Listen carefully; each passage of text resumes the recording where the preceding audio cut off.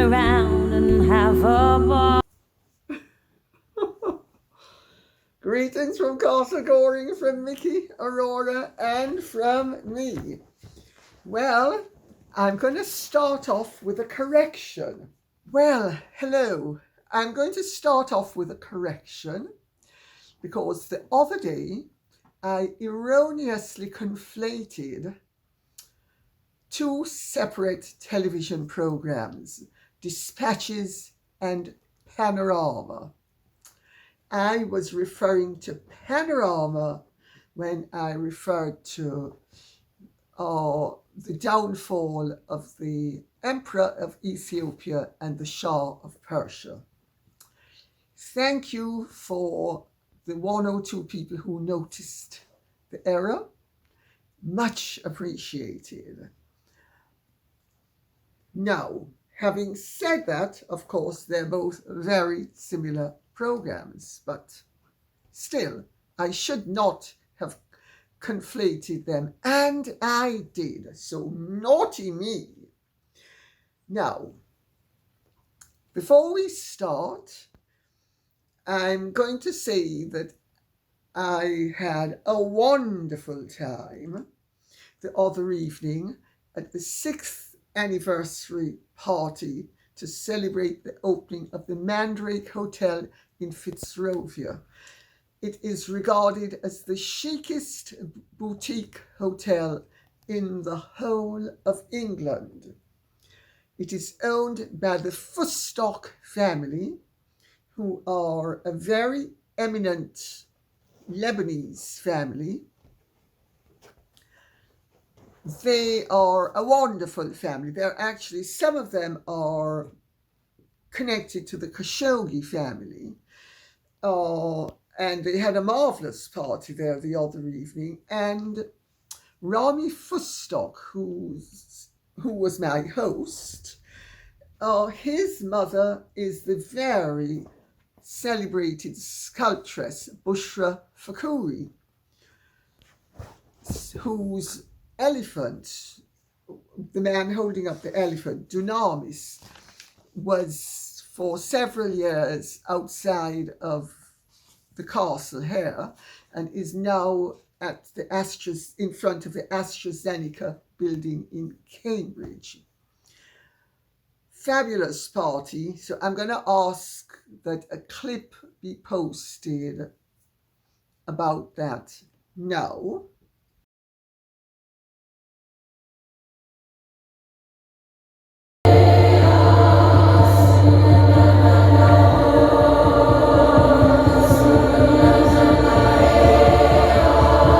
And while we're on the subject of delights, I had the pleasure of attending the annual general meeting of a charity that I am a co-patron of.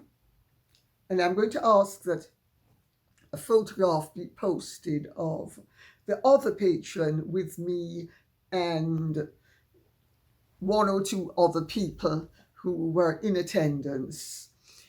Shop Mobility Littlehampton, and I'm going to post the details of it at the end of this, so that anybody who's feeling generous, it is a wonderful charity and any contribution would be more than welcomed by the charity. It has just celebrated its 25th anniversary, and it caters to people who are infirm and not mobile, and it's totally dependent upon contributions and indeed volunteers. It's a marvellous charity. So I'm going to ask that the details be posted, and I'll just post a nice little photograph of 4 of us: Alison Cooper, the outgoing chairman, Alan Gammon, the Duchess of Norfolk, and myself. Okay?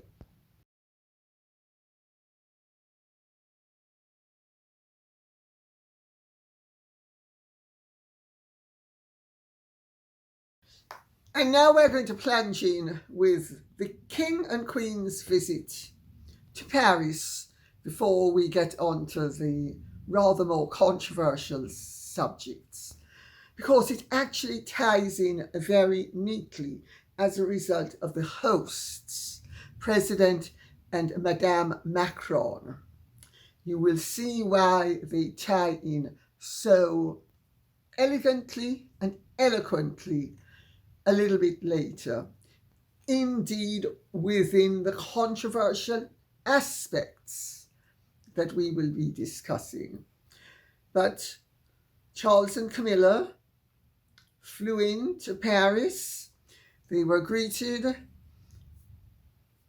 They were then greeted by the President and the First Lady, having been greeted at the airport by the British ambassador, etc., etc. Then they were taken to the Arc de Triomphe, where there was a fly past, and they were greeted by President and Madame Macron. Then they had an audience, or I should say the King had an audience with President Macron at the Élysée Palace, which ironically enough was built by the family of a great friend of mine.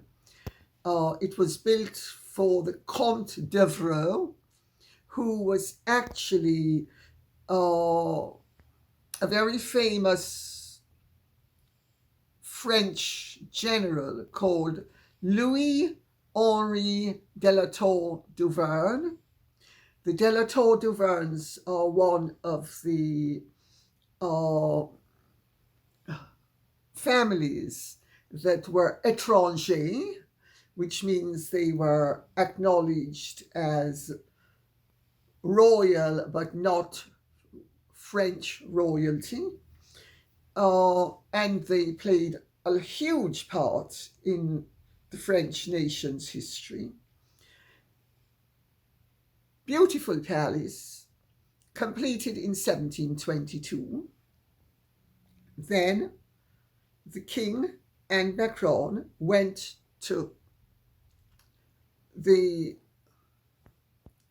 Hôtel de Charros, which is the British embassy in France. It is on the Rue Saint-Honoré. It was built by the Duc de Charros starting in 1722. Everything's happening around that time. But anyway, it was. And it was later on acquired by Paolina Borghese, who was the Principessa Borghese, who was Napoleon Bonaparte's sister. And she was the only one of his siblings who stood by him when he fell.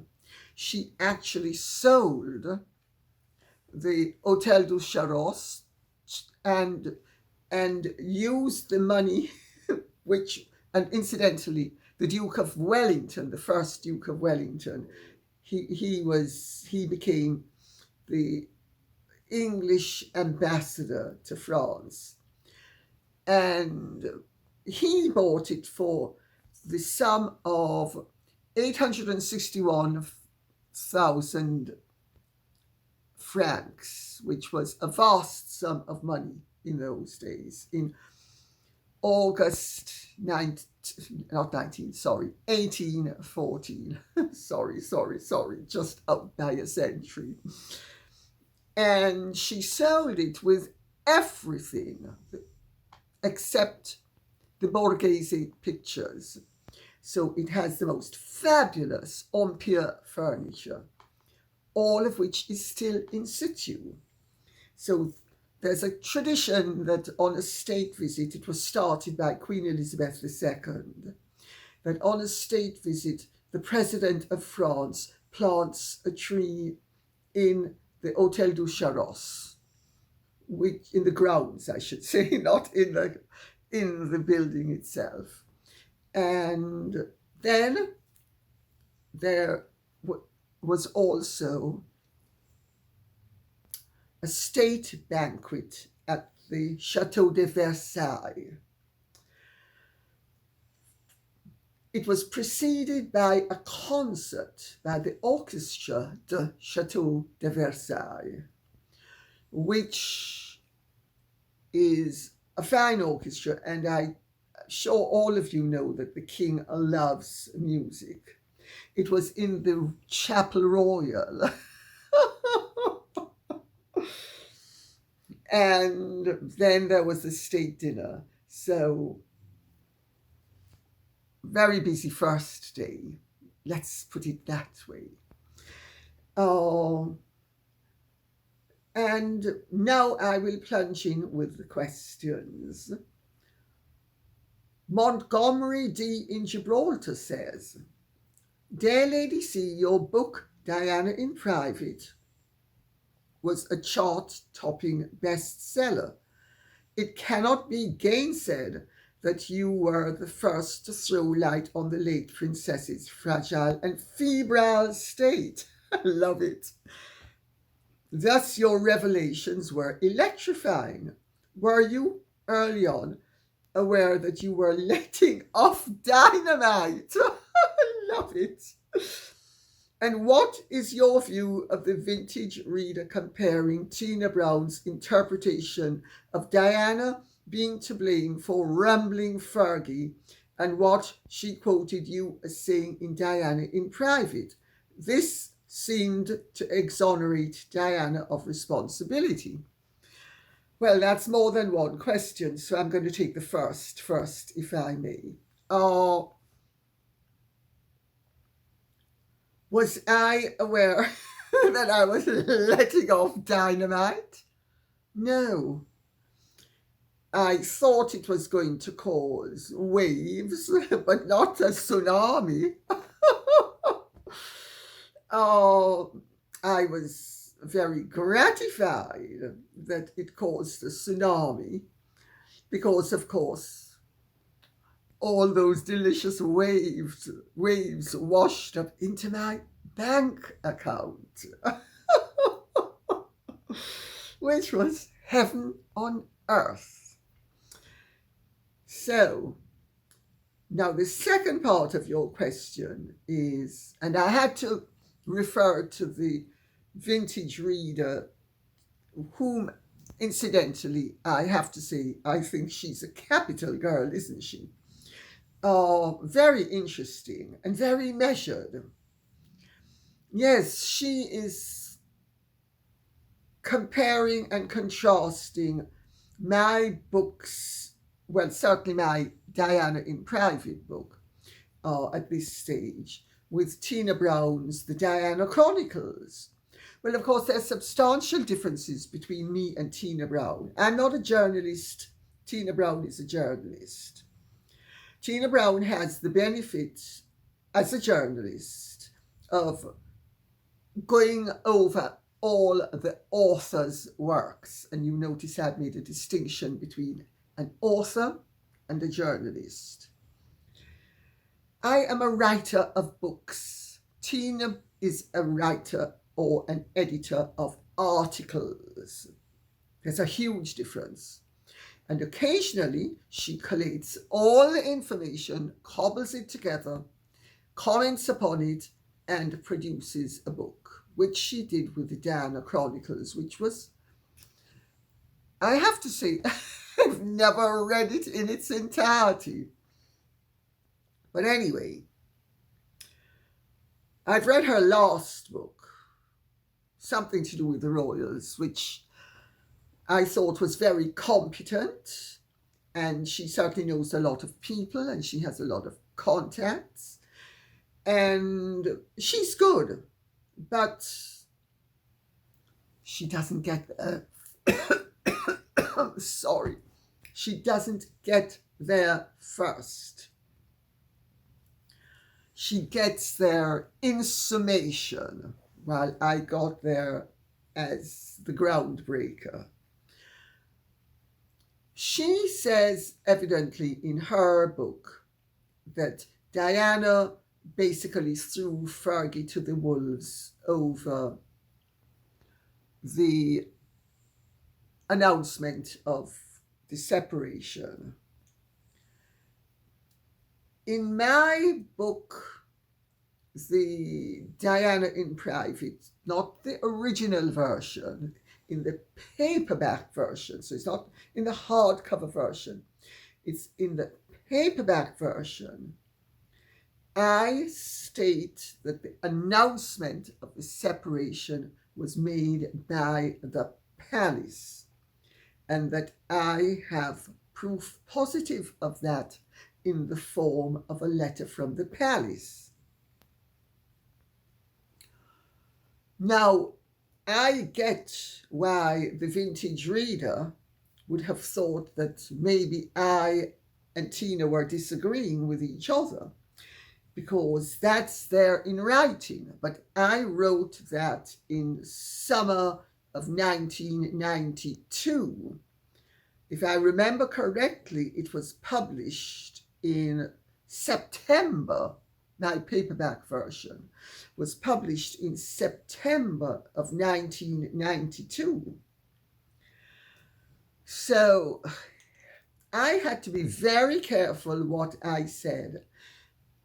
But I have subsequently repeatedly stated that, in fact, my information from a variety of sources, including Alan Frame, who was the deputy editor of the Daily Express and was involved in the whole matter. I'm not going to go into too much detail. Let me just summarize by saying Diana is the one who, when my book Diana in Private was being serialized in the Sun, she is the one who freaked when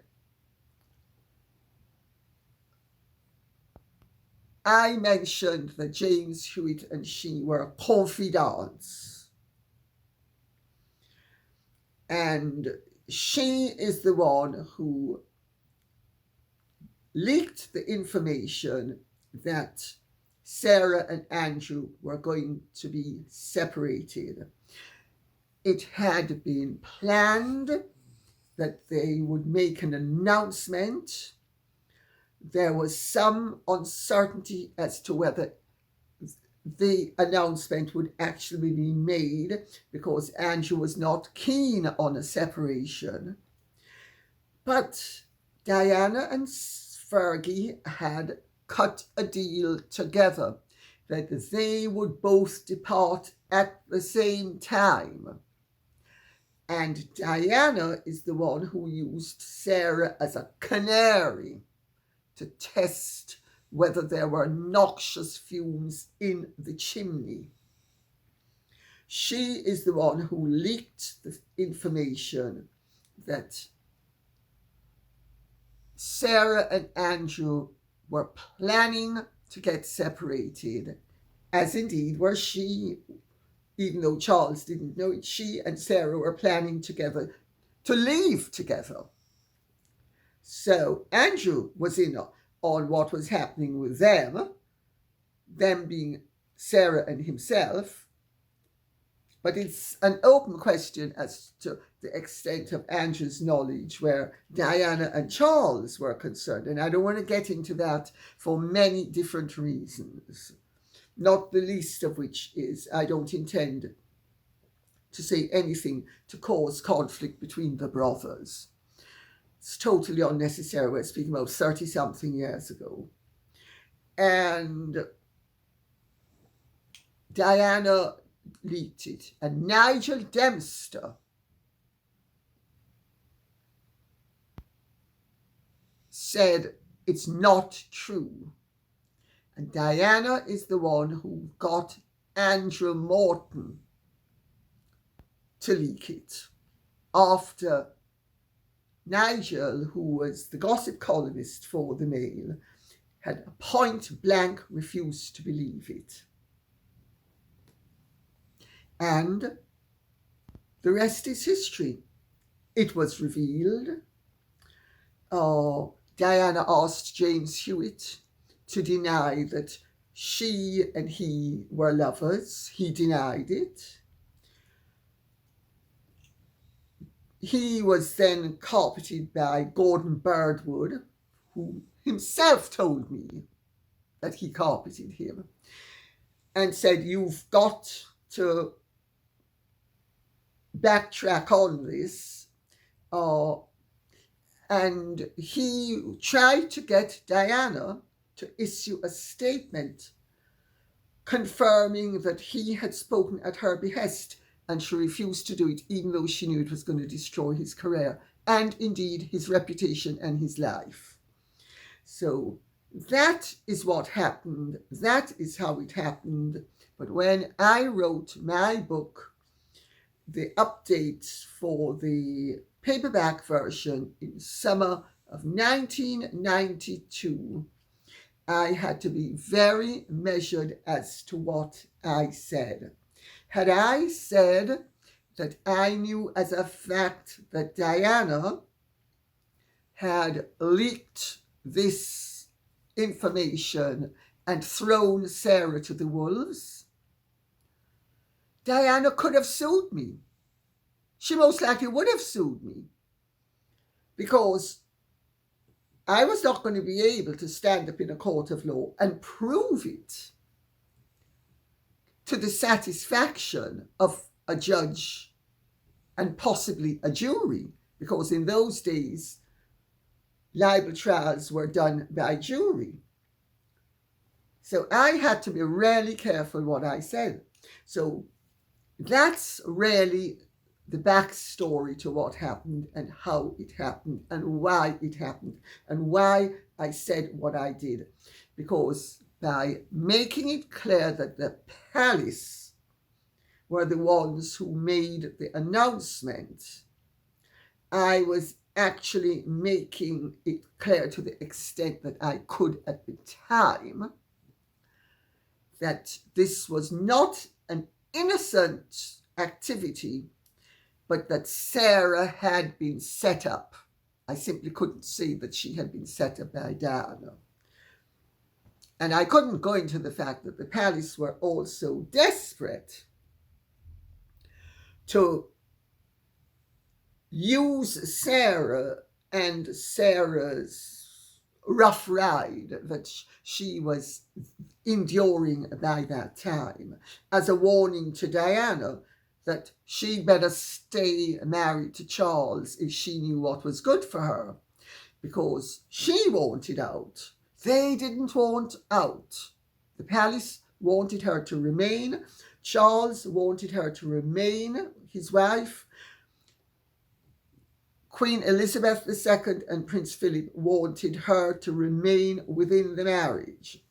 She's the one who wanted out. And anything you hear to the contrary is rubbish, including anything Diana told anybody else, because Diana was the most unreliable witness where her own activities and motivations were concerned. I've got to say, she had many virtues, but consistent truthfulness was not one of them. She used to say, "You've got to confuse the enemy." And she was right. And she confused them very ably with lots of misinformation and denialism. Kyle O'Brien says, "Lady C, isn't it just amazing that the Prince of Wales has not yet experienced even one single car chase since being in New York?" I've got news for you. No car chase, but he was chased around the running circle at Central Park by all sorts of people who didn't recognize him and were running in tandem with him. Now, if that doesn't qualify as a car chase, I don't know what does. Megsy baby, would you like to tell me, does that qualify as a car chase? Megsy baby, please tell me. Megsy with the pigs flying everywhere. Megsy, white as pork except when she browns up. Well, sorry for making a joke of the whole thing. Yes, not one car chase. Can you imagine? Prince William isn't famous. Well, I mean, age. You know, that brother and sister-in-law of yours, they're very third rate. I mean, they're not famous like you and me. I mean, we can't even get out of a Hertz rent-a-car joint without an 80-mile-an-hour chase throughout the busy streets of Manhattan as we fly like those flying pigs all over the ongoing traffic.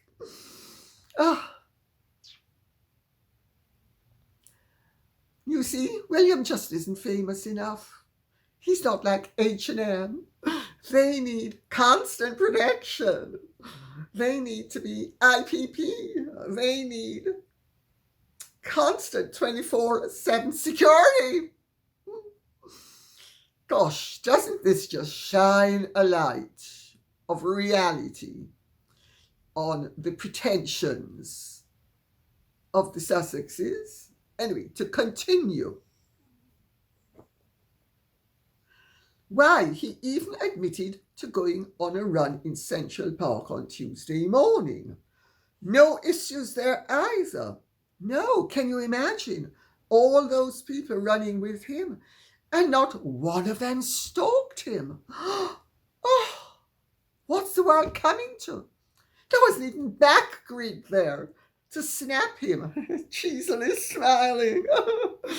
There's the camera, Mr. DeMille. I know when I'm ready for my close-up. Can't see a camera without grinning like a Cheshire cat or skinning my teeth like a barracuda. No issues there either. My goodness, what a gift it is to have all your senses and not allow your mind to go to mush from certain recreational activities.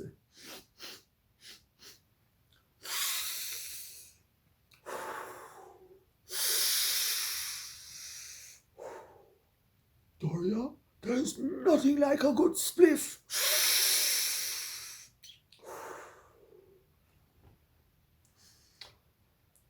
Aurora, go get your Auntie Em a Coke.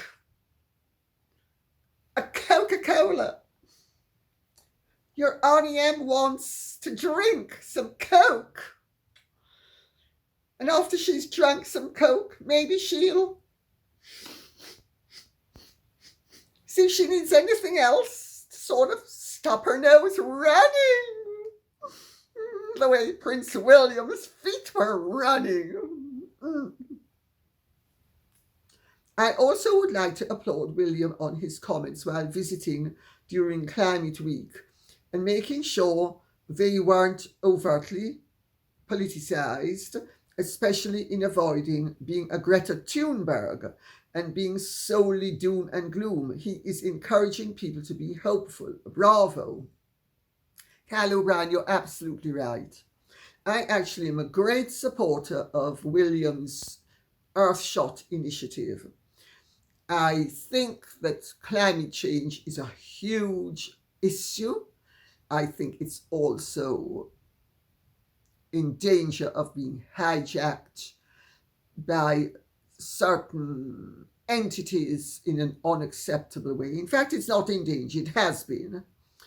But the fact of the matter is, this is our planet, we are on it, we have an effect upon it, and we need to take care of it.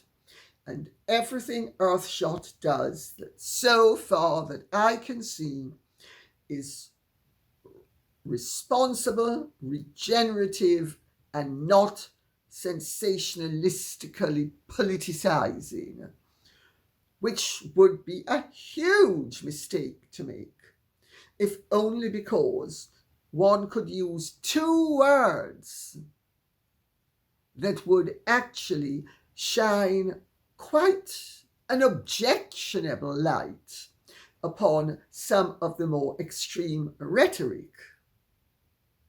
And the two words are Green Sahara. Kelly McCarthy says, "Greetings, Lady C. On a subject other than Skidmarkle and her supposed political aspirations,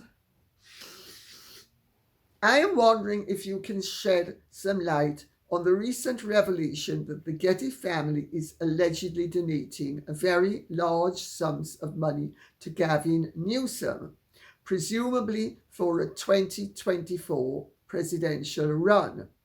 This is especially confusing given Newsom's recent interview where he urged everyone to support Biden's 2024 campaign, in spite of Biden's advanced age and unfortunate lapses of cognitive function. No matter which side of the aisle we prefer, Newsom's comments are intriguing, especially with Getty money involved and with some of that money allegedly being paid out based on performance.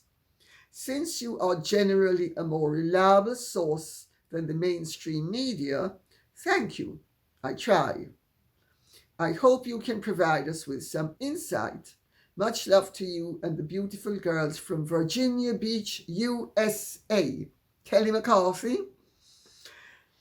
It's slightly delicate and slightly complicated. Gavin Newsom, if he is going to be a serious contender for the top job, has to be seen to be loyal. At the moment, Joe Biden is supposedly running for president in next year. A lot can happen in a year. Remember the expression, a week is a long time in politics? Well, a year is an eternity.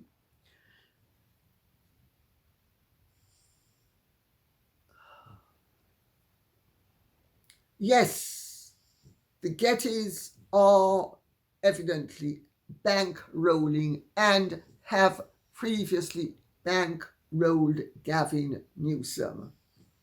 He is their boy. They like him. They believe in him, and they're putting their money behind him. As I said, a week is a long time in politics. And when you're speaking about a campaign that will be happening next year, anything can happen between now and then.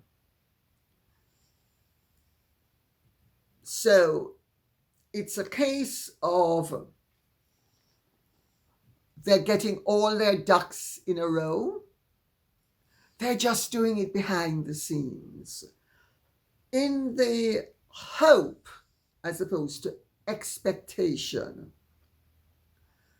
that they will be prepared in the eventuality of there being an opportunity for Gavin Newsom to run cleanly and in terms of the Democratic Party in their cohesive traditions as president. I hope that explains it. It's all very iffy, but it remains iffy because President Biden so far has been stating he wants a second term. And if he wants a second term as a sitting president, if nothing goes wrong and there is no obvious decline in his capacities, who knows? He might yet be re-elected. Stranger things have happened. Now, where am I? Oh, yes. Maria IMC says, hello, Lady C. Love your channel and your fur babies. It can be said that Meghan Markle has come full circle, and I love to hear your thoughts about this. After all her efforts and hard work, she is where she began, a nobody in Hollywood and the entertainment industry, launching the TIG 2.0 after losing all their multi-million gigs. In my country, there is a saying, after all this swimming, she is drowning on the shore. After all this swimming, she is drowning on the shore. I love it. Never heard that one before. Such a big effort for nothing. Well, you see. Another adage would be water seeks its own level. And can't turn a sow's hair into a silk purse. But you can have a pigskin handbag. So, is Meghan a pigskin handbag? I leave that up to you to determine. But, yes, she has maneuvered, manipulated, and hustled her buns and everything else. H? Do you want to have a living version of some Stan Getz? I can give you a real live version of Stan Getz. Oh, sorry, H, no longer. I've got you where I want you now. No need for any of that. No. You go blow in the wind, H. I'm not blowing in the wind anymore, or blowing anywhere else either. No.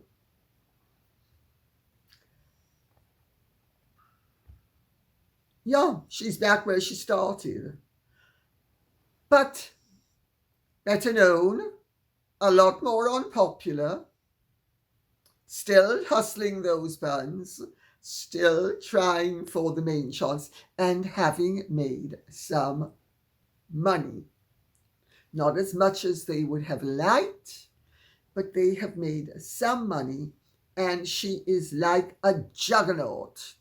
She is going to keep on going hurtling down that highway to her predetermined destination. Stardom. Everybody's going to talk about me. Everybody's going to know about me. Everybody's going to love me. Well, everybody may talk about her. Everybody may know about her.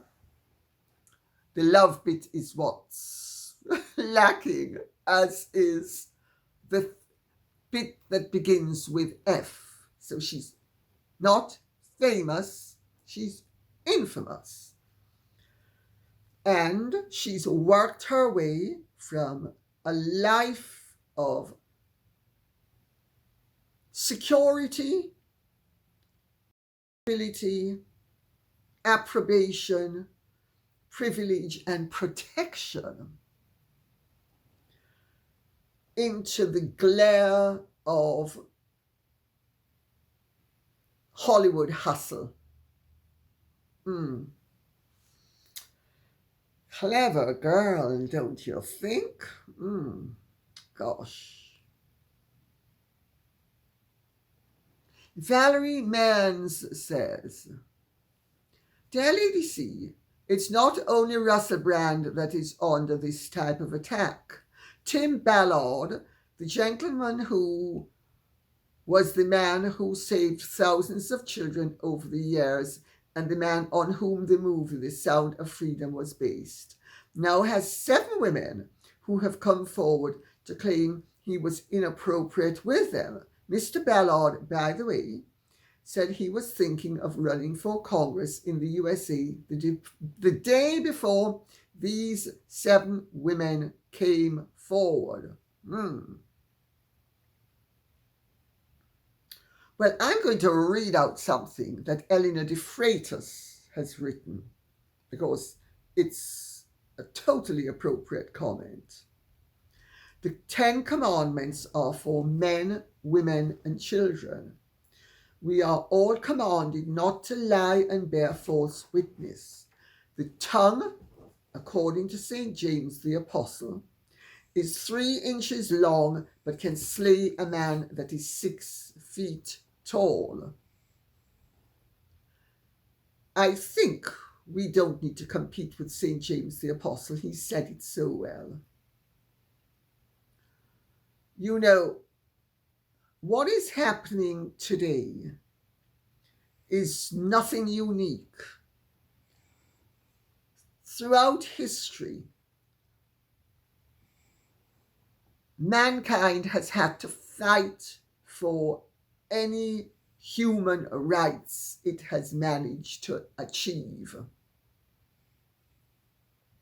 Civil liberties have been very hard fought gifts that we should treasure because we have earned the right to them, not through our own actions, but through the actions of our ancestors who battled that we would live in a better, more equitable, freer world than they did.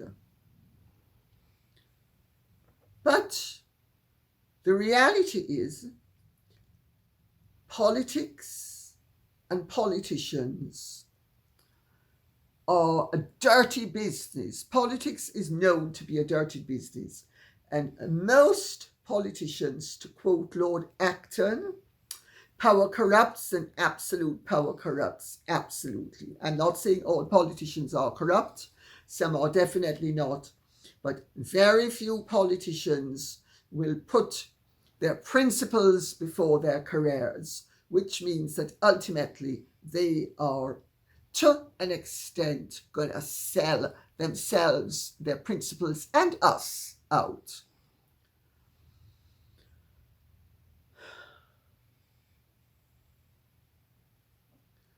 You know,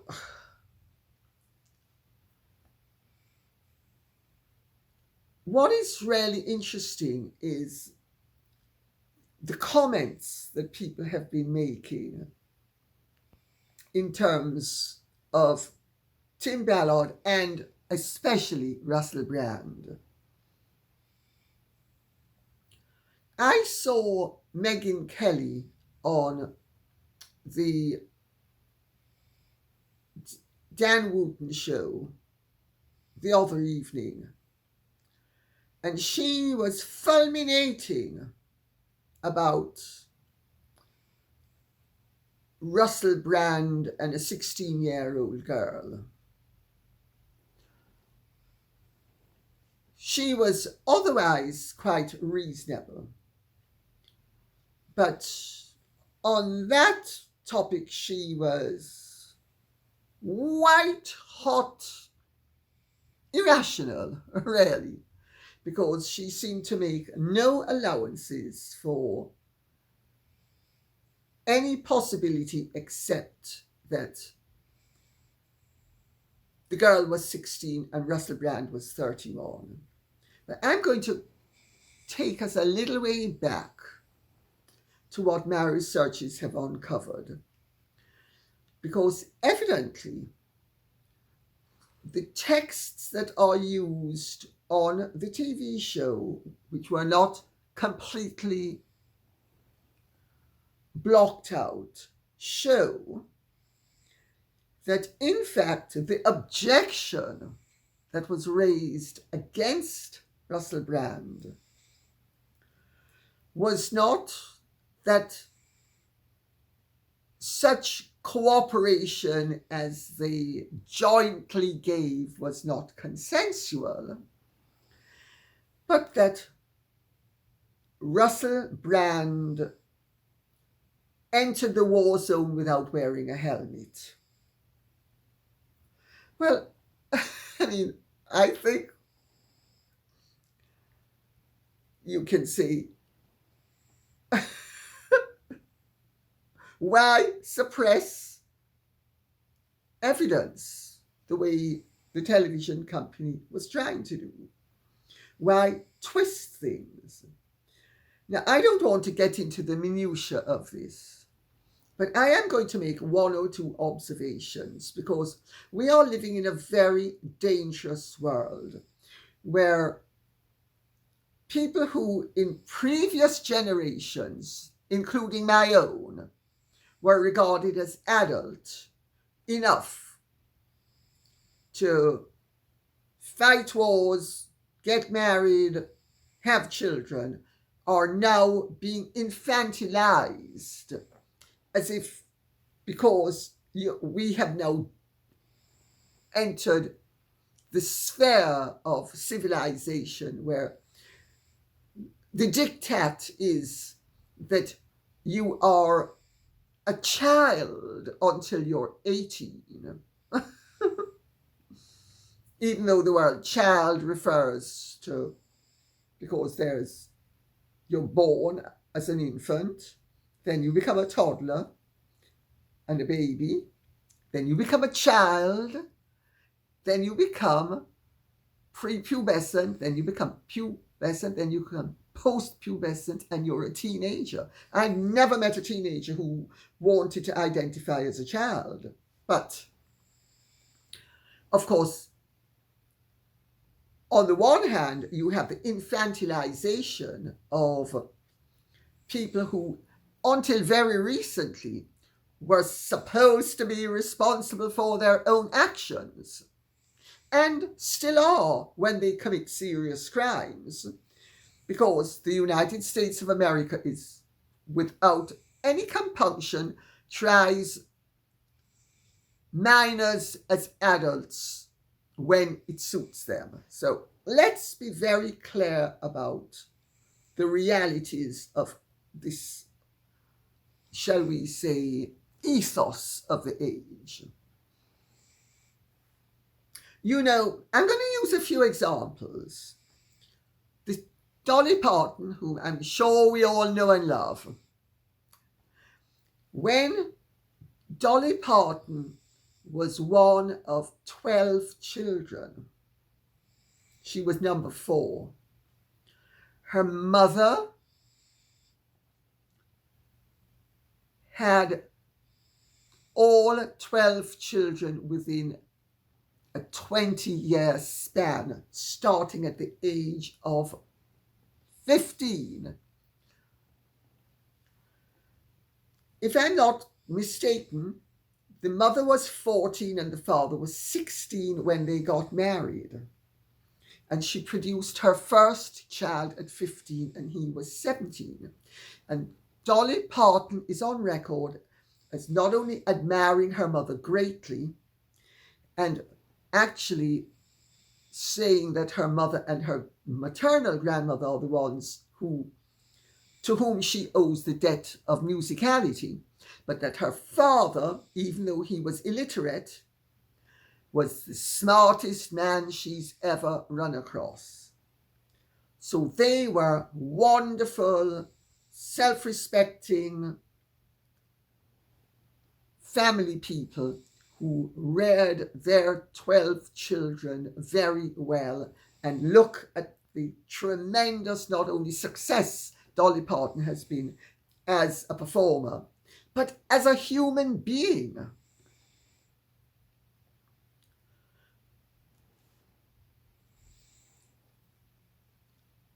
I'm going to use another example.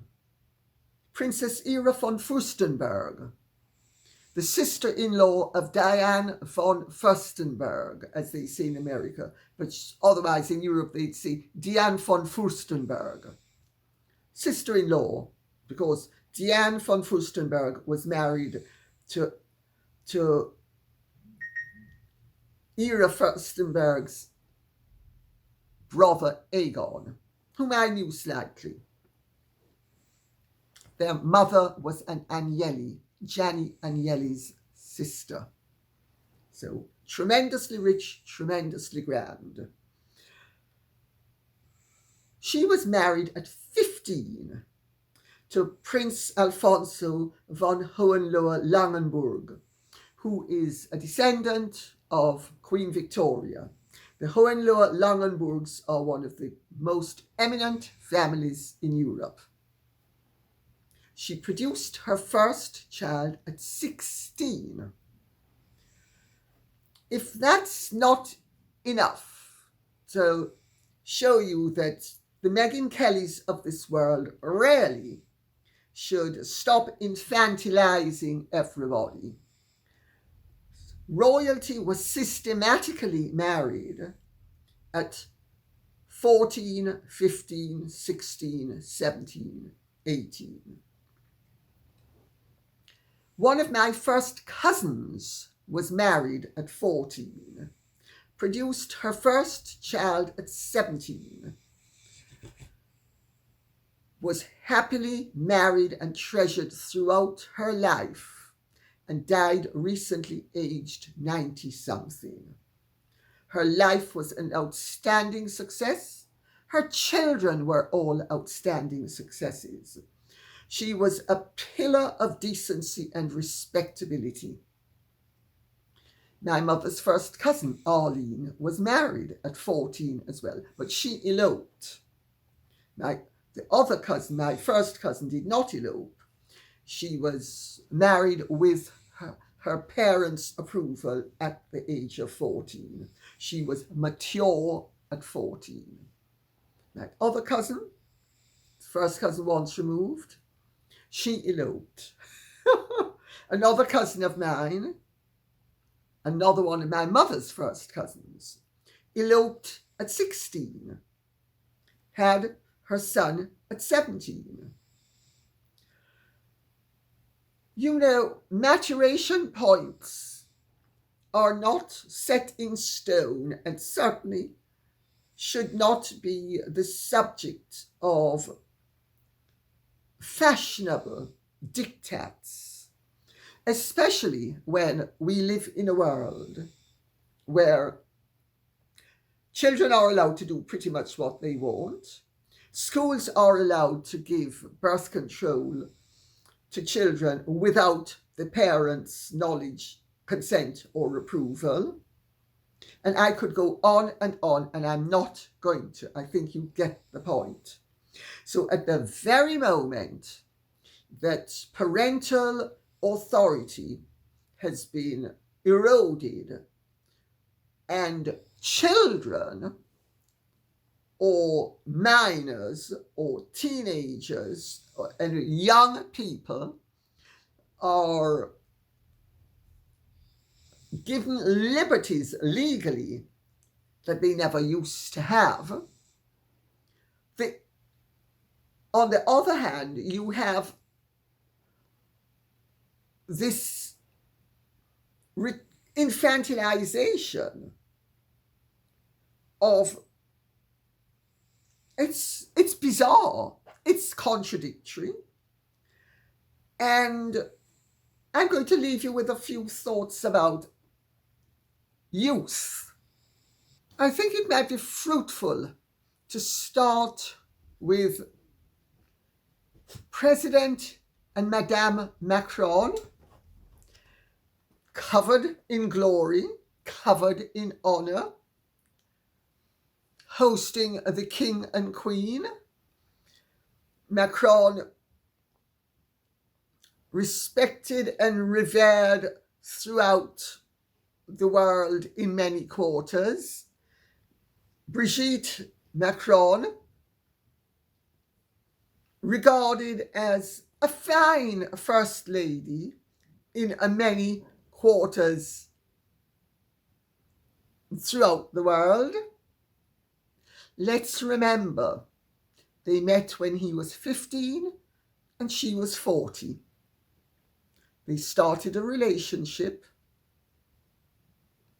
when he was 15 and she was 40. I just make that point for what it's worth and leave you to cogitate upon that point and the wild inconsistencies that have emanated from, shall we say, across the board condemnation due entirely to age and sometimes supposed circumstance. Mendelssohn wrote his octet at the age of 16. It's one of the great pieces of music of all time. Mozart wrote his first symphony at 8. And Beethoven wrote the approximation of a symphony at 12. Augustus Caesar, Octavian as he was born, who was Julius Caesar's great-nephew and adoptive son and heir, was 18 when he assumed the mantle of the Caesars. He was 19 when he was a triumvir with Mark Antony and Lepidus. Prince Eugene of Savoy, who was one of the great commanders of all time, at the age of 19, began his army career.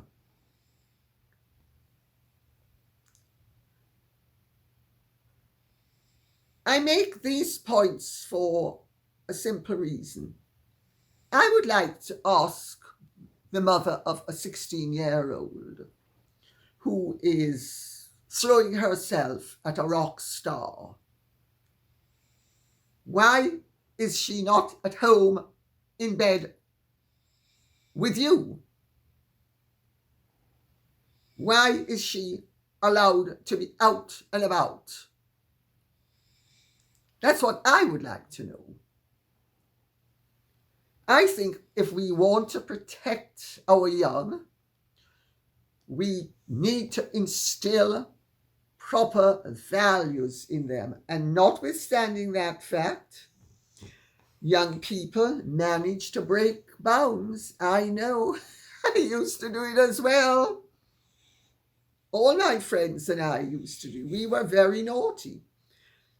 I was busy stealing out my parents' cards from the age of 12. Yes, naughty me. Very naughty me. My parents certainly didn't know, and if they'd found out, I would have been strung up alive. Quite rightly so, too. But the point I'm making is, wherever there are boundaries, children and young people will, and teenagers especially, will push them. But we need to have boundaries. And I don't know about you, but I do not think it is appropriate for any parent to encourage their child, irrespective of the age of the child, even if the child is 50, to throw herself or himself at some rich, celebrated person using a lure as the possibility of worldly and financial advancement. Because really, that's what we're speaking about.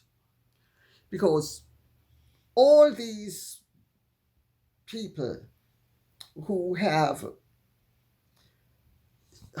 are celebrities and have, I'm choosing my words very carefully here, have profiles. Do you really think any of the people who hurl themselves at them would be doing it if they were ordinary people? I don't think so. And I'm not saying that the celebrities should take advantage of anybody, because I don't think anybody should take advantage of anybody. And I certainly don't think adults, fully grown adults, should take advantage of young people under any circumstances at all. However, to decide, as Meghan Kelly was doing, that a 16-year-old who in this country is over the age of consent, and certainly in many states in America is over the age of consent. I mean, let's remember Dolly Parton's mother had already had a baby by the time she was 16. In fact, she had it at 15. So, these blanket rules don't really apply. And I think we need to be moderate, and we need to take a lot of the drama out of the situation. And, as I've said before, and I'm going to say it again, innocent until proven guilty. And I am not in favour of lynch mobs under any circumstances. I have never liked bullies. I was very badly bullied when I was at school, and I have never forgotten what that is like. And I can tell you something. There is nothing, in my opinion, that's more unsavoury than 3 or more people ganging up against one person. Remember, as a child, 2 against 1 is murder. Remember that expression? Well, what happens when it's a whole cabal, and then the cabal unleashes half of the world's social media? Very distasteful. Judgmental Terrier says, what they are doing to Russell Brand is alarming. We can learn from history. Many innocents were sent to the guillotine during the French Revolution, during both reigns of terror, all in the name of despotism. Actually, it was in the name of anti-despotism, with only a minute trial. It should be a minute trial. Anyway, whatever. The trials were perfunctory. They really weren't proper trials at all.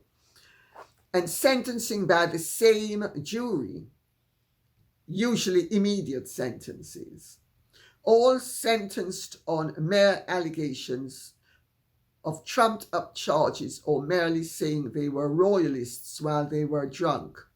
Also guillotining Catholic clergy and nuns for not pledging religious beliefs to the state's cult of reason. Yes, that's one of the many warnings of history that it would behoove people to listen to. I've read it out, Judgmental Terrier, because you're absolutely right. We are living through an equivalence of the reign of terror in France in the 1790s under Robespierre, where so far, of course, people aren't being actually guillotined. Their livelihoods are being taken away from them. They are being metaphorically incapacitated and therefore guillotined. Bitter Beauty says, in America, the government and big business own the mainstream media.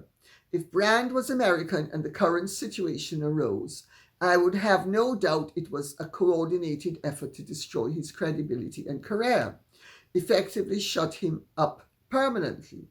I don't know if the situation is the same in England. Unfortunately, Brand's brand as an unapologetic sexual Lothario has left himself open to many accusations. I think this situation is the end of his career. YouTube has already demonetized his 6,600,000 follower channel. Well, the Murdoch organization is behind a lot of this. And the Murdoch organization straddles both sides of the Atlantic. I make that point for what it's worth. Now, I am not saying that Russell Brand's conduct has been admirable. He is an avowed former addict whose behavior was reprehensible. And he has, over the years, been extremely open about it.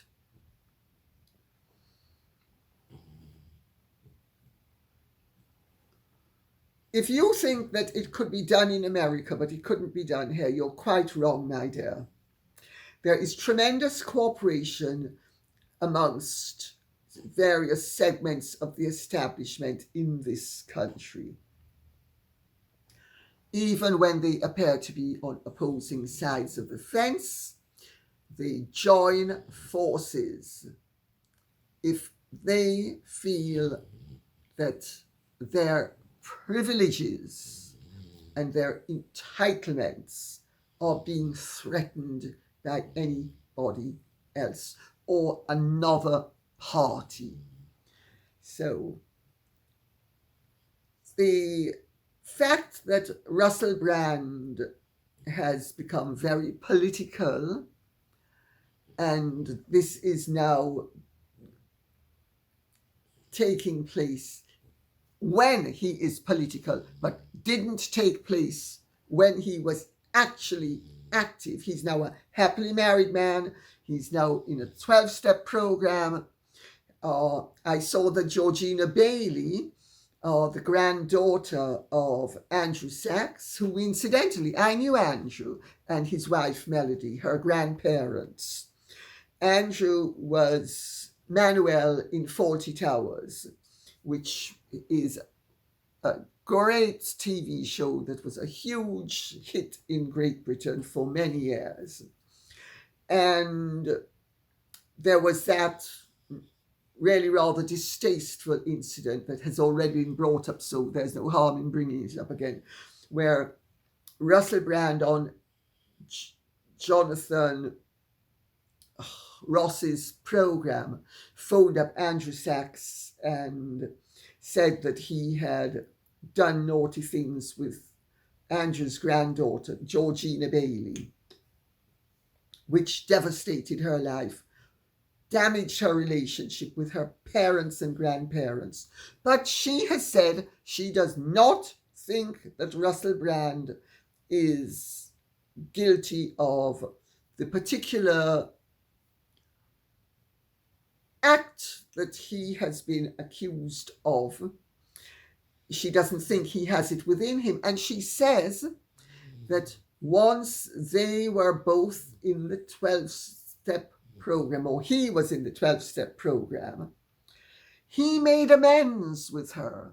And he actually helped her to recover from the damage that he had wrought to her. Well, if crime and punishment is about redemption, and you've already been redeemed by your actions and your change of heart, I mean, where's this coming from in terms of morality? I can see where it's coming from in terms of media shutting down. But anyway, Mary Sweeney says, I also thought that Meghan was taking the opportunity to display her wares. She is always looking for the next Mr. Goodbar. I think this is part of what drives her wardrobe choices. Mary Sweeney, there are many people who agree with you. I personally think that Meghan Markle fancies herself to be better looking than she ever was, has done her utmost to try to become as beautiful as she would have liked to have been, and she has succeeded. She's a nice looking woman. Her wardrobe choices were reprehensible. I mean, you do not, as the patron of an event, walk around in short shorts and flip-flops, nor do you wear strapless cocktail dresses in the same style that you wore when you were being chased by the paparazzi in New York, having exited the Hertz rent-a-car place in that gold dress. Same style dress. That was an evening event. Why is she in an evening dress in broad daylight?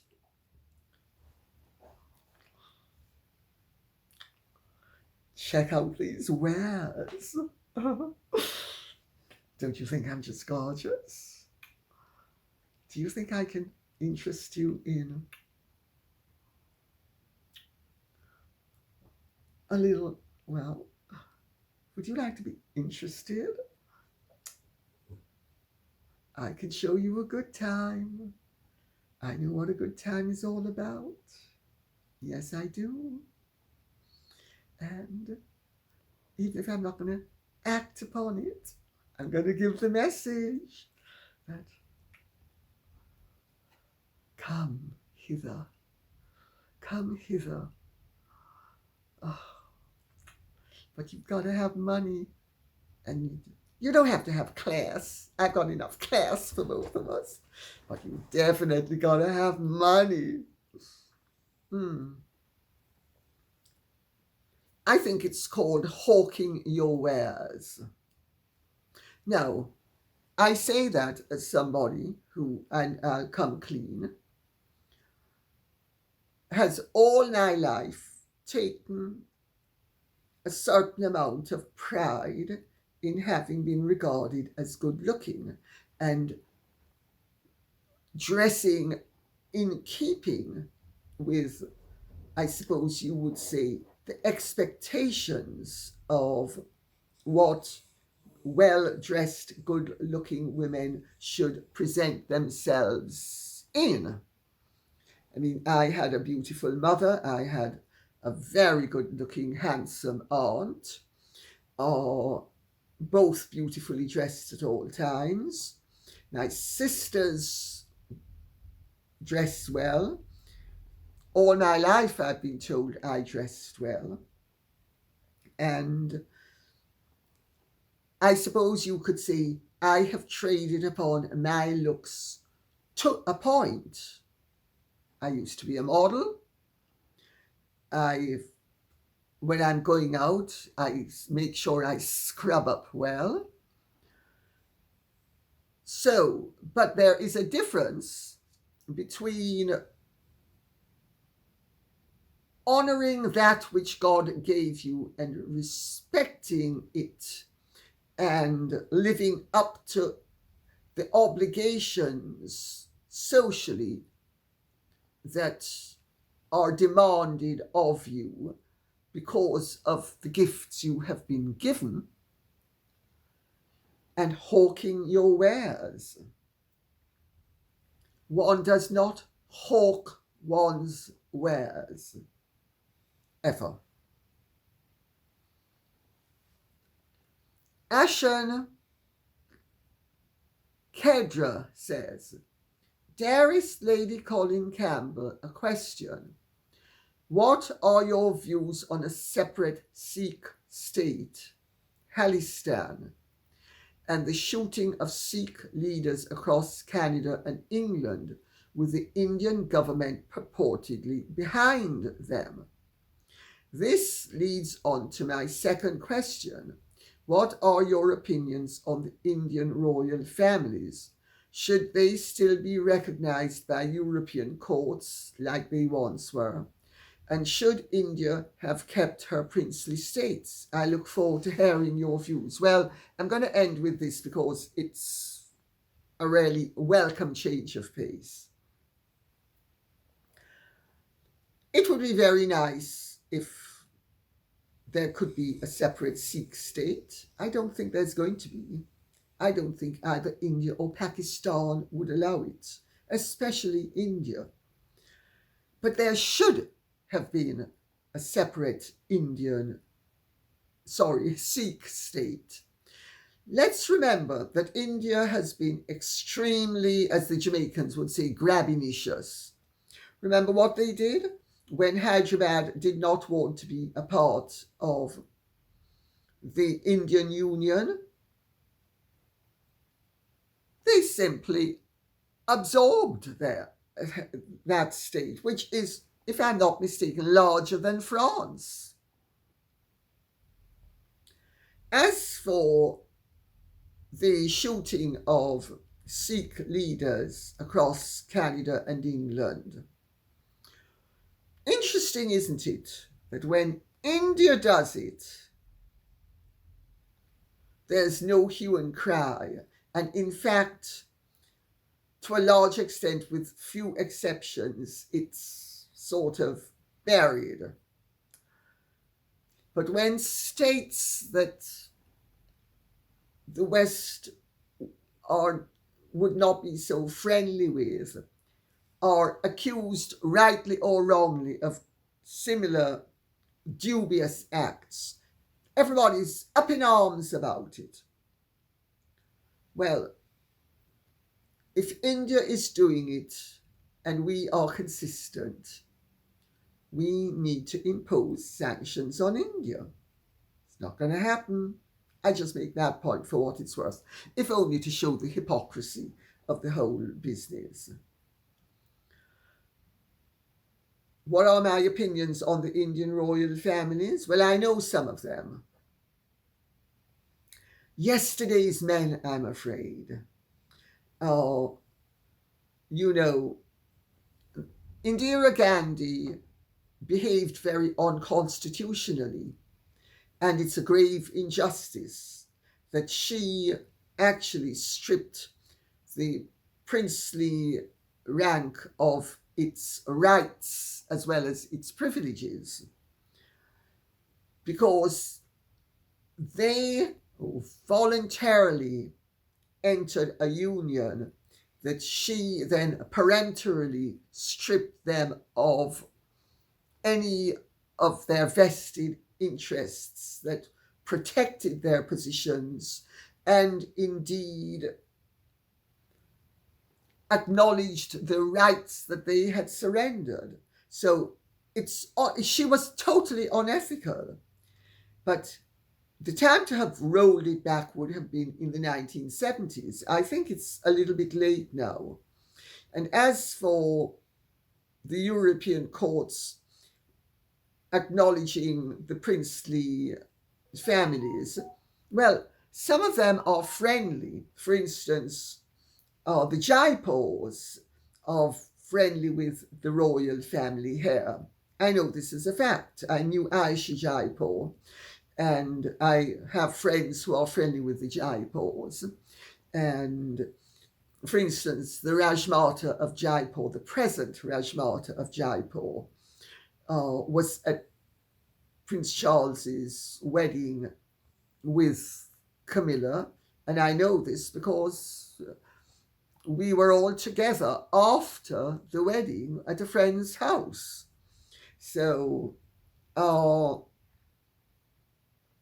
but that's an individual matter. Collectively, I think they are a part of history. They are like the German royals, who all the former German royal families, they form an aristocracy of their own, as opposed to being royal. They're aristocratic now. And in many ways, there's no real difference between the former royals and the aristocracy in any of these countries. So I hope that answers your question. Fascinating question. And if anybody has any input on this or anything else, please feel free to share it with me in the questions and with your questions in the comments section. Okay? Thank you so much. God bless. Bye-bye. And if you have really enjoyed this, please like, share, subscribe, press the notification bell, and take good care.